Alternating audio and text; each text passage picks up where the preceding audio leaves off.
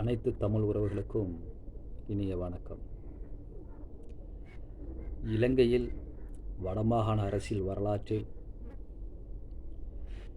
யார் அரசியல் செய்ய வேண்டுமானாலும், யார் புதிதாக அரசியலில் கால் பதிக்க வேண்டுமென்றாலும், சமூக வலைதளங்களில்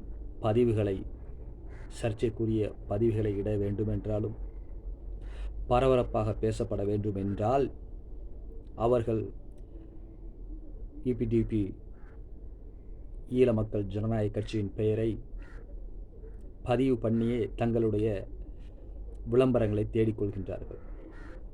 ஆரம்பத்திலிருந்தே எந்த ஒரு அரசியல் கட்சிகளாக இருந்தாலும் சரி, தேர்தல் காலங்களிலும் சமூக வலைதளங்களிலும் யாராக இருந்தாலும் சரி, அவர்கள் பரபரப்பாக பேசப்பட வேண்டும். அவர்கள் பக்கங்களுக்கு வியூஸ்கள், கமெண்ட்ஸ்கள் அதிகமாக விழ வேண்டுமென்றால், எதை கதைக்கிறார்களோ இல்லையோ, அவர்களுடைய தலைப்பு எதை நோக்கி இருக்கின்றதோ இல்லையோ, டக்ளஸ் தேவானந்தா என்ற மிக பெரும் ஆளுமையையும், ஈழ மக்கள் ஜனநாயக கட்சி என்ற சிறந்த கொள்கையுடைய கட்சியையும் கண்டிப்பாக வம்புக்கு இழுத்தே ஆக வேண்டும். அப்படி இருந்தால்தான் நாம் பரபரப்பாக பேசப்படுவோம் என்ற மனநிலைக்கு, மன நோய்க்கு ஆளாயிருக்கிறது காலத்தின் கொடுமையும் வேடிக்கையான விடயமாக இருக்கின்றது. 2 தினங்களுக்கு முன்பாக டிக்டாக்கிலே ஒரு பதிவு,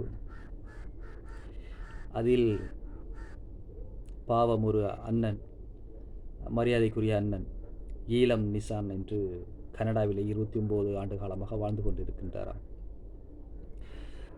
அவருக்கு நல்லபடியாக டிக்டாக்கிலே செயல்பட்டு கொண்டிருக்கின்றார். அவர் இலங்கையில் இருந்த காலகட்டத்திலும் சரி, இல்லை அவர் நாடு கடந்து கனடாவில் இருக்கின்ற காலகட்டமாக இருந்தாலும் சரி, அவர் பரபரப்பாக வேண்டுமென்றால், அவர் பரபரப்பாக இயங்க வேண்டுமென்றால், சர்ச்சைக்குரிய விடயங்களையே அவர் கையாண்டு கதைக்கின்றார்.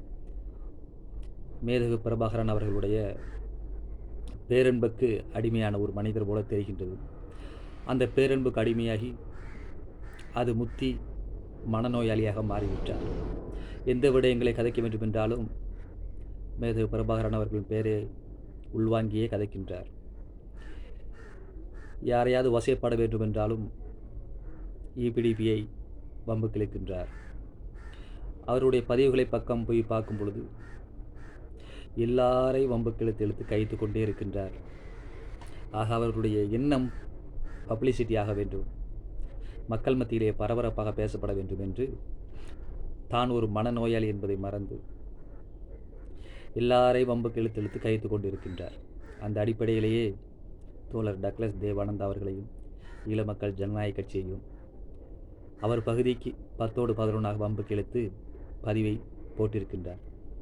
இது மக்கள் மத்தியில் ஒரு வேடிக்கையான ஒரு விடயமாக பார்க்கப்படுகிறது. இப்பொழுதுதான் நகைச்சுவை நடிகர் வகையை வடிவில் இல்லையே, ஸோ அதன் காரணத்தால் இவருடைய பதிவுகள் கொஞ்சம் நமக்கு மனதிற்கு சிரிப்பை ஊட்டக்கூடிய ஒரு பதிவுகளாக இருக்கின்றது. சரி, வாழ்த்துக்கள். அதே நேரத்தில் அவர் கூடிய சீக்கிரம் ஒரு நல்ல மருத்துவரை அணுகி வைத்தியம் பார்க்க வேண்டும். அவர் மனநலம் பாதிக்கப்பட்டிருப்பதால் அவருக்கு தேவையான அனைத்து உதவிகளும் கோரும் பட்சத்தில் எங்களுடைய தோழர் டக்ளஸ் தேவானந்தாவும் ஈழ மக்கள் ஜனநாயக கட்சியும் அவருக்கு மனநலம் சம்பந்தமான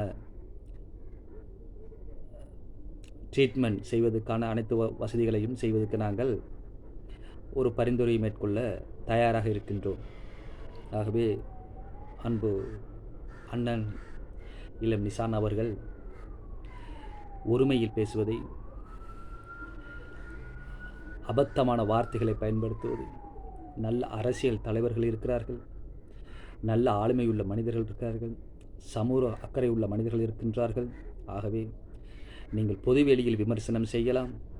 அநாகரிகமற்ற முறையில் விமர்சனம் செய்வது உங்கள் தாய் தகப்பனருக்கும், உங்கள் சகோதரர்களுக்கும், உங்கள் இனத்துக்கும், உங்கள் பிறப்புக்கும், உங்கள் பிள்ளைகளுக்கும் நீங்கள் அவமானத்தை தேடி தருகிறீர்கள் என்பதை மறந்துவிட வேண்டாம். ஆகவே எங்கள் தோழர் டக்ளஸ் தேவானந்தா எங்களுக்கு நல்ல பழக்க வழக்கங்களையும் நல்ல பாதையும் வழிகாட்டி கொண்டிருக்கின்றார்.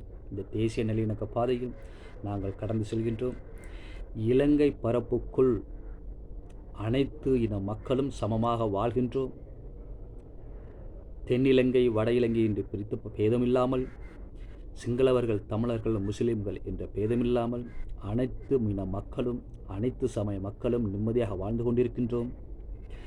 மேதகு பிரபாகரன் அவர்களுடைய பெயரை பயன்படுத்தி ஒரு சில குழுக்கள் இலங்கையில் வாழக்கூடிய மக்களினுடைய அமைதியை சீர்குலைக்காமல், நீங்கள் நாடு கடந்து எந்த இடத்தில் இருந்தாலும் அங்கே நீங்களும் உங்கள் பிள்ளை குட்டிகளும் நன்றாக வாழ வேண்டும், நீங்கள் அங்கே வாழ வேண்டும் என்பதற்காக இந்த இலங்கை தேசத்தில் இருக்கக்கூடிய மக்களிடையே பிரிவினைவாதங்களை தூண்டாமல் இருக்க வேண்டும் என்று தாழ்மையுடன் கேட்டுக்கொள்கின்றேன்.